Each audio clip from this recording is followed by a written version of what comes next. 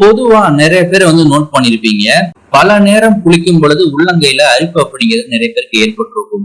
இது ஒரு சில நேரத்துல நல்ல விஷயம் அப்படின்னு சொன்னாலும், சில பேர் இது அதிர்ஷ்டம்னு சொன்னாலும், விஞ்ஞான ரீதியாக இதற்கான உண்மை என்ன அப்படிங்கிறது தான் இந்த வீடியோல பார்ப்போம். இதை தடுப்பதற்கு என்ன பண்ணலாம் அப்படிங்கிறதையும் பார்க்க போறோம். சூடான நீர்ல குளிக்கும் பொழுது உள்ளங்கையில அரிப்பு அப்படிங்கிறது நிறைய பேருக்கு ஏற்படும். இது கையில இருக்கக்கூடிய ஈரப்பதத்தை குறைக்குது.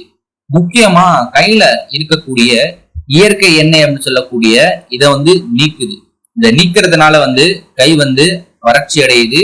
அதே மாதிரி உங்க கை அரிக்க ஆரம்பிக்குது. நீங்க திரும்ப திரும்ப அரிக்கும் பொழுது உங்களுக்கு ஒரு எரிச்சலை உண்டாக்கிடும். குறிப்பாக நீங்க சூடான நீரை மேலும் அதுல நீங்க ஊத்தும் பொழுது அது தோல் வீக்கத்தை ஏற்படுத்த வாய்ப்பு இருக்கு. இது அரிக்கும் தோல் அலர்ஜி போன்ற ஒரு சீரியஸான ஒரு நிலைக்கு உங்களை கொண்டு போயிடும். சூடான நீர் அரிப்பு போன்ற நரம்பு முனைகளை தூண்டி விடுது. இதனால திரும்ப திரும்ப அரிக்கணும் அப்படிங்கிற ஒரு எண்ணம் நமக்கு ஏற்படுது. ஆனா இது குறுகிய காலம் மட்டுமே நீடிக்கும். இதனால இந்த மாதிரி இருக்கக்கூடிய வறட்சி அரிப்பு அப்படிங்கிறது உங்களுக்கு ஏற்படுது அப்படின்னா நீங்க இதை குறைக்க என்ன பண்ணலாம் அப்படின்னா, முக்கியமா வெதுவெதுப்பான நீரை பயன்படுத்துங்க. குளிக்கும் பொழுது உங்க உடம்ப கொஞ்சம் ஹைட்ரேட்டாவே வச்சுக்கணும். நீங்க ரொம்ப சூடான தண்ணியை யூஸ் பண்ணும் பொழுது உங்க கையில இருக்கக்கூடிய எண்ணெய் அப்படிங்கிறது நீங்கி விடும் அப்படிங்கிறது தான் ஒரு முக்கியமான ஒரு உண்மை. இப்ப நீங்க ஒரு முக்கியமான இன்ஃபர்மேஷன் தான் தெரிஞ்சுக்க போறீங்க. குளிக்கும் பொழுது அல்லது அதற்கு பிறகு அரிப்பதை தவிர்க்க என்ன செய்யலாம் அப்படிங்கிறத பார்க்க போறீங்க. சருமம் வறட்சியை தடுப்பதற்கு 5 முதல் 10 நிமிடம் வரை குளிங்க. அவசர அவசரமா குளிச்சுட்டு வெளியே வராதிங்க. ஒருவேளை உங்களுக்கு இந்த மாதிரி அலர்ஜி ஏற்படுது கையில அப்படின்னா அதற்கு முன்னாடி நீங்க என்ன பண்ணீங்க அப்படிங்கிறத பாருங்க. முக்கியமா நிறைய பேர் துணி துவைச்சுட்டு போயிட்டு ஸ்க்ரப்பரை ரொம்ப டைட்டா அழுத்தி துணியை துவைச்சிட்டு நீங்க என்ன பண்ணிருப்பீங்கன்னா குளிக்க போயிருப்பீங்க.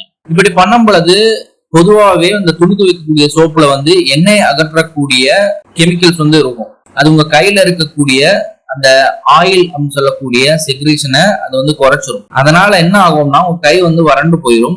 வறண்டு போயிட்டு உடனே நீங்க திரும்ப போயிட்டு சுடுதண்ணில குளிக்கும் பொழுது உங்களுக்கு கையில அரிப்பு அப்படிங்கிறது ஏற்படும்.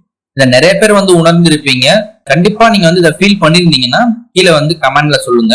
நீங்க அதற்கு என்ன முறையை பயன்படுத்தி அந்த அரிப்பதை குறைச்சிங்க அப்படிங்கறதையும் கமெண்ட்ல சொல்லுங்க. நெக்ஸ்ட் நீங்க ஒரு வாசனை இல்லாத ஒரு டிடர்ஜென்ட் சோப்புகளை யூஸ் பண்ணலாம். அதே மாதிரி உணர்வு திறன் வாய்ந்த சருமமா இருந்துச்சு அப்படின்னா நீங்க வெதுவெதுப்பான தண்ணியில குளிப்பதுதான் உங்களுக்கு நல்லது. முக்கியமா சோப்பை பயன்படுத்தும் பொழுது அந்த TFM சொல்லக்கூடிய அந்த விஷயத்தை பார்த்துக்கோங்க. அதை பார்த்து நீங்க யூஸ் பண்ணிக்கோங்க. ஒருவேளை உங்களுக்கு இப்ப நீங்க யூஸ் பண்ற சோப்புனால அடிக்கடி உங்களுக்கு கையில அந்த மாதிரி அரிப்பு ஏற்படுது அப்படின்னா நீங்க சோப்பை மாத்துறதுதான் உங்களுக்கு நல்லது. குளிச்ச உடனே இந்த ஈரப்பதத்தை குறைப்பதற்கு ஒரு தொண்டை வச்சு தேய்க்கிறதுக்கு பதிலா அதை கொஞ்ச நேரம் விட்டு விட்டு பாத்தீங்கன்னா அந்த சருமத்தை மெதுவா உலர விடுவதுதான் நல்லது.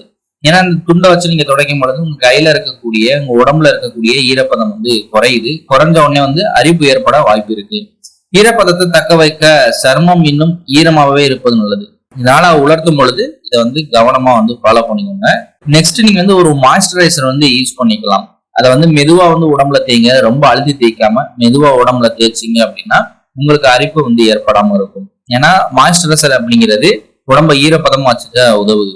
ஓட்ஸ் குளியை பயன்படுத்துவது அல்லது குளியல் நீர்ல பேக்கிங் சோடாவை சேர்த்து பயன்படுத்தும் பொழுது அரிப்பு அப்படிங்கிறது குறையும்னு சொல்றாங்க. ஆனா இப்படி பேக்கிங் சோடாவை சேர்த்து நீங்க பயன்படுத்தும் பொழுது தலைக்கு குளிக்க கூடாது.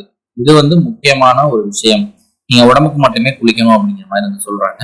மன அழுத்தத்தை நிர்வகிப்பது, அதே மாதிரி தண்ணி குடிக்கணும். நல்லா தண்ணி குடிக்கணும். தண்ணி குடிக்காம இருந்தா கூட கை இந்த மாதிரி குளிக்கும் பொழுது அரிப்பதற்கான வாய்ப்புகள் இருக்கு. இதெல்லாமே ஃபாலோ பண்ணி யூஸ் பண்ணிக்கோங்க.